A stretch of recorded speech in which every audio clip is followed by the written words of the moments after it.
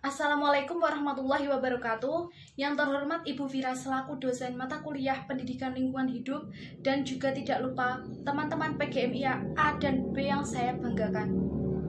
Pertama-tama marilah kita panjatkan puji syukur kehadirat Allah Subhanahu wa taala yang telah memberikan kita kesehatan sehingga dapat mengikuti acara diskusi pada hari ini.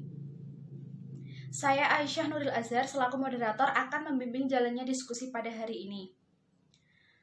Sebelumnya saya akan memperkenalkan anggota kelompok saya terlebih dahulu, yaitu Erlina Saraswati, Nadia Zakiatul Miskiyah, Aisyah Nuril Azhar, Asti Wulandingrum, dan Rizka Ika Rosanti. Adapun topik yang akan kita bahas pada hari ini yaitu mengenai baku mutu lingkungan. Untuk susunan acaranya, yang pertama yaitu pembukaan, yang kedua penyajian materi, yang ketiga tanya jawab, dan yang keempat penutup.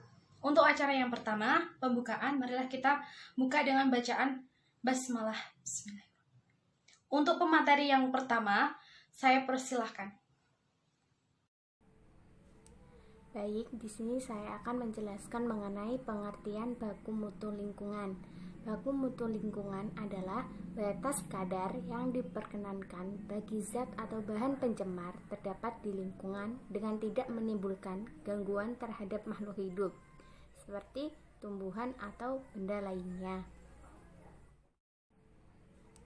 Baik, di sini saya akan menjelaskan mengenai pengertian baku mutu lingkungan.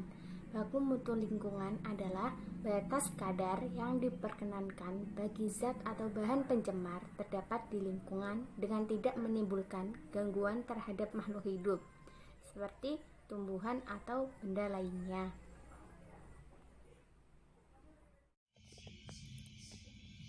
Ya, di sini saya akan menjelaskan macam-macam baku mutu.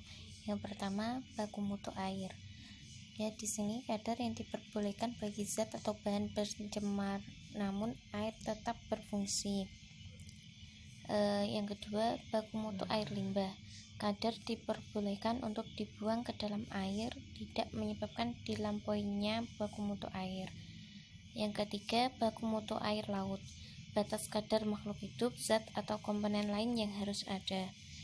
Yang keempat, baku mutu udara ambien. Batas kadar yang diperbolehkan namun menimbulkan gangguan. Yang kelima, baku mutu udara emisi. Batas kadar yang diperbolehkan untuk dikeluarkan dari sumber pencemaran ke udara. Oke, baik. Selanjutnya saya akan menerangkan tentang faktor-faktor penetapan baku mutu lingkungan. Yang pertama ada baku mutu air. Dalam penerapan baku mutu air selain didasarkan pada peruntukan, juga didasarkan pada kondisi nyata kualitas air yang mungkin berada di antara suatu daerah dengan daerah lain. Yang kedua ada baku mutu limbah.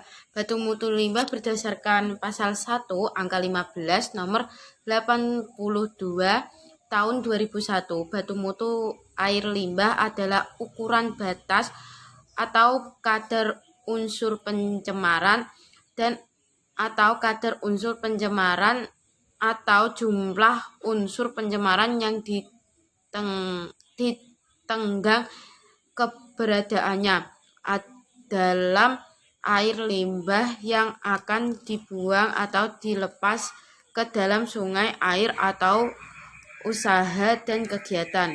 Nah, yang ketiga ada baku mutu air laut. Baku mutu air laut merupakan ukuran batas atau kadar makhluk hidup, zat, energi atau komponen yang ada atau harus ada dan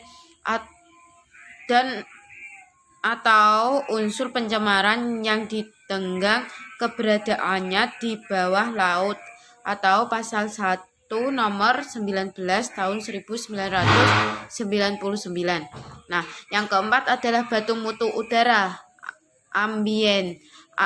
Baku mutu udara ambien yaitu udara bebas pada lapisan troposfer yang dibutuhkan dan juga mempengaruhi kesehatan manusia. Tahu pasal 1 angka angka 7 nomor 41 tahun 1945. Nah, yang terakhir ada batu mutu misi. Batu mutu misi ada dua, yaitu batu mutu gas buang kendaraan, batu mutu emisi tidak bergerak, batu tingkat gangguan kebisingan sementara. Untuk mengeluarkan dari sumber gerakan meliputi pengawasan penataan ambang atas emisi gas buang. Yang terakhir yaitu batu mutu gangguan.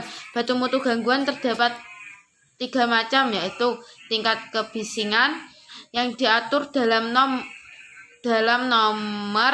49/1996. Batu mutu tingkat getaran diatur dalam nomor 49 tahun 1996. Batu tingkat kebauan diatur dalam nomor 49 tahun 50.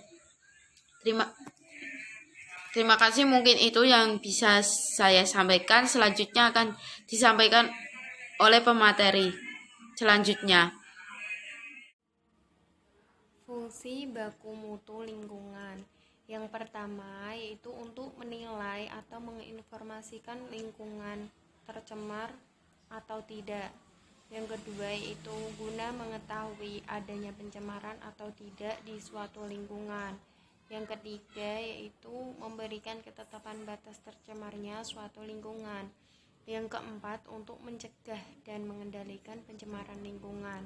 Dan yang kelima yaitu sebagai arahan atau sebagai pedoman pengendalian lingkungan.